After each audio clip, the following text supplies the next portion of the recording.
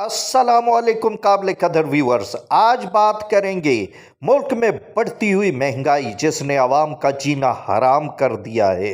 हमारे पैनल में शामिल हैं जनाब जाबिद खान खटक, जनाब मलक ज़हीर आवान, जनाब जाहिद यूसुफ ज़ई, जनाब सैयद रज़ा अली शाह, सैयद अमीरुल हसन और जनाब अरशीद साहब। तमाम वकला साहिबान जो कि हाई कोर्ट से ताल्लुक़ रखते हैं इस मौजू पे बात करेंगे और महंगाई के मुहर्रकात को जानेंगे भी से। सर, ये मुल्क में बढ़ती हुई महंगाई की वजूहात क्या है? बहुत शुक्रिया सरूई साहब, आपने मौका दिया।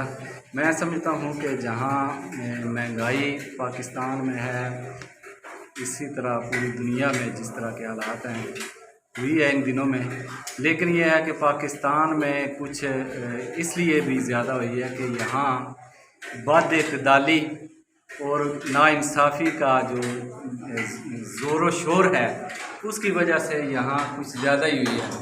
और इस महंगाई के असरात आप जानते हैं और कोई भी बंदा ये बता सकता है कि इसके असरात कहाँ तक गए हैं। शायद बड़े लोग जो हैं और जिनको इसका अंदाज़ा नहीं है वो शायद इससे मुतासिर ना हुए हों, लेकिन यह है कि इसकी वजह से जो एक गरीब आदमी है जिसके लिए रोज़ाना का कमाना और रोज़ाना का खाना था वो इससे इंतहाई मुतासिर हुआ है।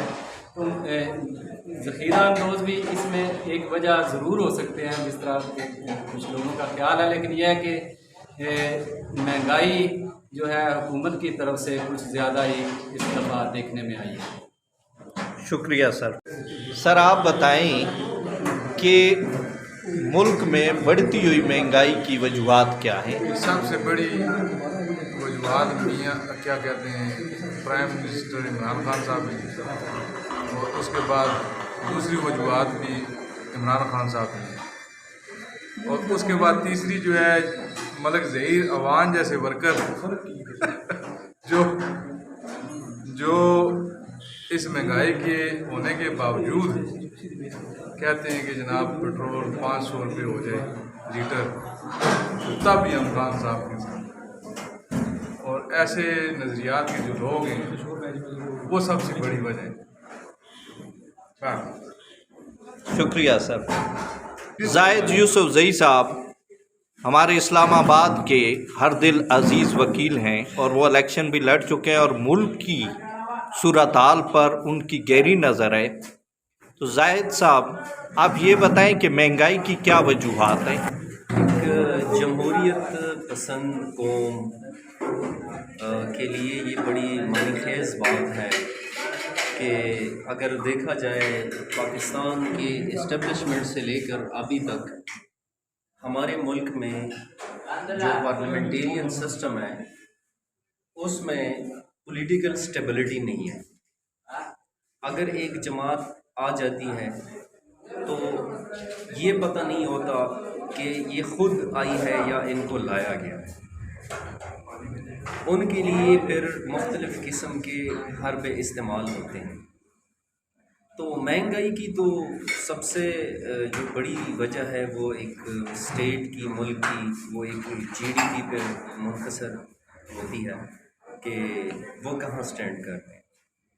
तो इस वक्त मुल्क की तमाम इकाइयाँ जो हैं वो अपने अपने तगदों में लगी हुई हैं और अपने बेस्ट एफर्ट जो है वो शो कर रही है, पर ये तब मुमकिन होगा कि हमारे पार्लियामेंट में और इदारों में हम आहंगी हो और पॉलिटिकल स्टेबिलिटी। Thank you. मोहतरम जनाब अरशीद एडवोकेट साहब बहुत मंझे हुए कानूनदान हैं। सर, आपसे सवाल ये है कि महंगाई की वजूहात क्या हैं पाकिस्तान के अंदर?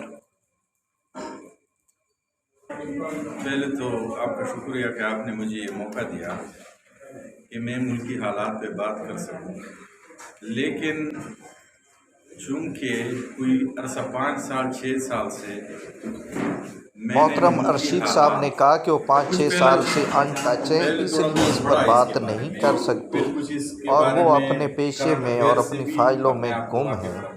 اس لیے انہوں نے معذرت کی اور کہا کہ وہ اس پہ بات نہیں کر سکتے۔ قابل قدر ویورز، میں اس وقت اسلام آباد کے نامور سیاستدان اور میئر کے امیدوار جناب ملک ظہیر آوان ایڈوکیٹ ہائی کورٹ کے پاس پہنچا ہوں، اور ملک صاحب سے ہم جانیں گے کہ یہ بڑھتی ہوئی مہنگائی کی کیا وجوہات ہیں۔ جناب ملک صاحب۔ جی بسم اللہ الرحمن الرحیم۔ بہت شکریہ جناب سیف اللہ خان نصری صاحب کہ آپ نے مجھے اس مہنگائی کے موضوع پہ جو پاکستان کے اندر مہنگائی بڑھ رہی ہے اس کی وجوہات جاننے کے لیے آپ نے مجھے بولنے کا موقع فراہم کیا۔ دیکھیں، اس میں دو چیزیں اگر نہ ہوں، ایک تو پچھلے 20 سالوں سے جو قرضہ لیا جا رہا ہے، قرضہ جب آپ ریٹرن کرتے ہیں تو آپ ڈبل 3 گنا اس کا انٹرسٹ لگتا ہے۔ انہیں قرضے جو لیے گئے اور جب وہ دوسرے نمبر پہ کرپشن ہے، کرپشن جو ملکی خزانہ لوٹا جا رہا ہے، اور جو نئے لوگ جہاں پہ آ کے مسرت ہو گئے ہیں، وہ جو ملکی خزانے کے اندر جو کرپشن ہو رہی ہے اور وہ جو ناجائز پیسہ منی لانڈرنگ کے تھرو بیرون ملک جا رہا ہے، تو یہ دو فیکٹر اگر ہم قرضوں پہ کنٹرول کر لیں، قرضے ختم کر دیں، اس کا کرپشن پہ کنٹرول کر لیں، تو میرا ایمان اور میرا تجزیہ ہے، میرا اس پہ فوکس یہ ہے کہ اس پہ دو چیزیں کنٹرول کر لی جائیں تو مہنگائی کنٹرول ہو جائے گی۔